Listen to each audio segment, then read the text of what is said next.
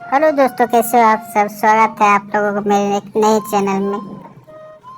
एक बार की बात है, एक गांव में एक ब्राह्मण रहता था।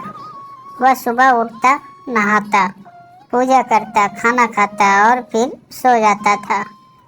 उसके पास किसी भी चीज की कमी नहीं थी। एक बड़ा खेत, खाना पका कर देने वाली एक सुंदर सी पत्नी और 2 बच्चों का अच्छा परिवार था। सब कुछ होने के बाद भी ब्राह्मण के घर वाले एक बात से बहुत परेशान थे। वो बात यह थी कि ब्राह्मण बहुत आलसी था। वो कोई भी काम खुद नहीं करता था और दिन भर सोता रहता था। एक दिन बच्चों का शोर सुनकर ब्राह्मण जाग गया और उसने देखा कि उसके दरवाजे पर एक साधु महाराज आए हैं। ब्राह्मण और उसकी पत्नी ने साधु महाराज का स्वागत किया और उन्हें भोजन कराया। भोजन के बाद ब्राह्मण ने साधु की खूब सेवा की। साधु महाराज उनकी सेवा से बहुत प्रसन्न हुए और उन्हें वरदान मांगने को कहा। ब्राह्मण ने वरदान मांगा कि मुझे कोई भी काम ना करना पड़े और मेरी जगह कोई और मेरा काम कर दे। तब साधु उसे वरदान में एक जिन्न देते हैं और साथ में यह भी कहते हैं कि जिन्न को हमेशा व्यस्त रखना। अगर उसे काम नहीं दिया तो वो तुम्हें खा जाएगा। वरदान पाकर ब्राह्मण मन ही मन बहुत खुश हुआ और साधु को आदर के साथ विदा किया। साधु के जाते ही वहाँ एक जिन्न प्रकट हुआ।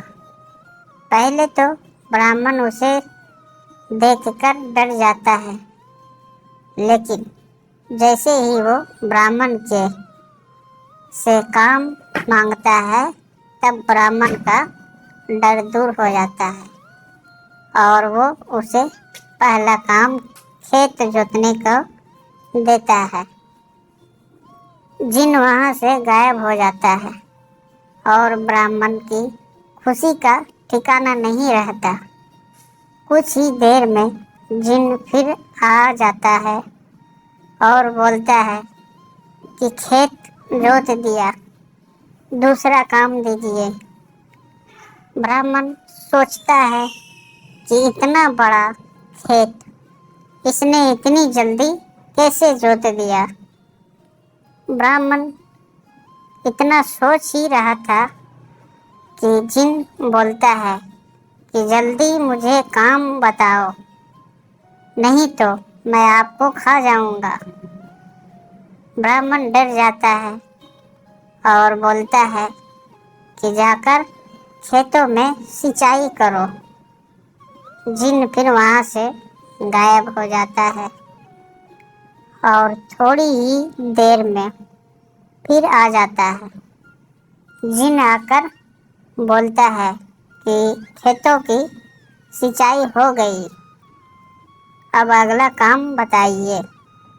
ब्राह्मण एक एक कर सभी काम बताता जाता है और जिन्न उसे चुटकियों में पूरा कर देता है। ब्राह्मण की पत्नी यह सब देख रही थी और अपने पति के आलसीपन पर चिंता करने लगी।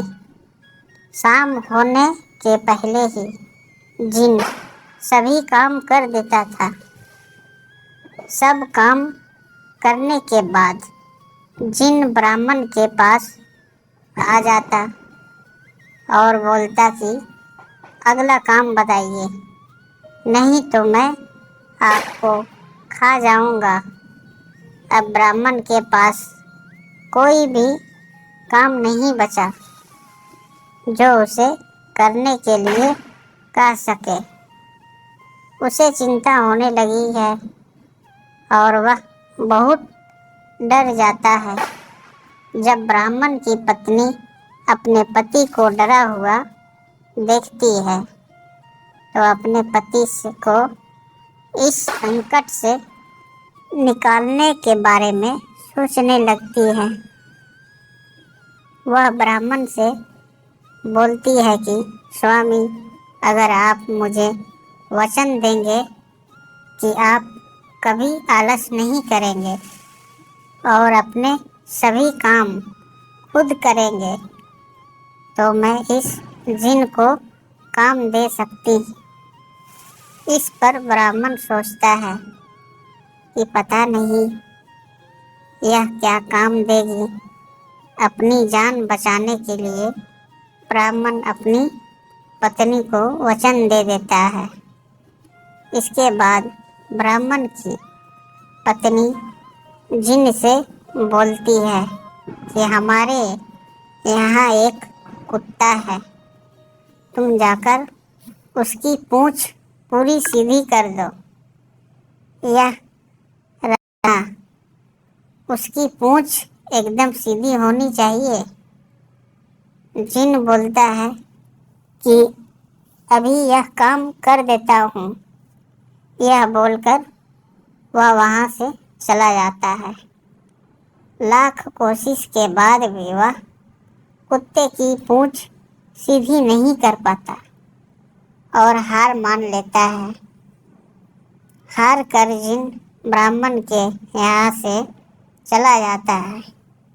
उस दिन के बाद ब्राह्मण अपने आलस को छोड़कर सभी काम करने लगता है और उसका परिवार खुशी खुशी रहने लगता है। कहानी से सिर्फ हमें कभी आलस नहीं करना चाहिए।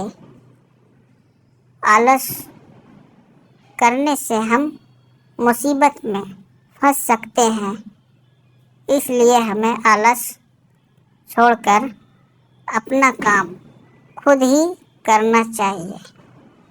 दोस्तों, आप लोगों की ये कहानी कैसी लगी सुनने में हमें कमेंट कर ज़रूर बताएं और आप हमारे चैनल पे नए हो तो चैनल को सब्सक्राइब करके ज़रूर रखें। तो दोस्तों, और अपने दोस्त और रिश्तेदार के साथ ज़रूर शेयर करें।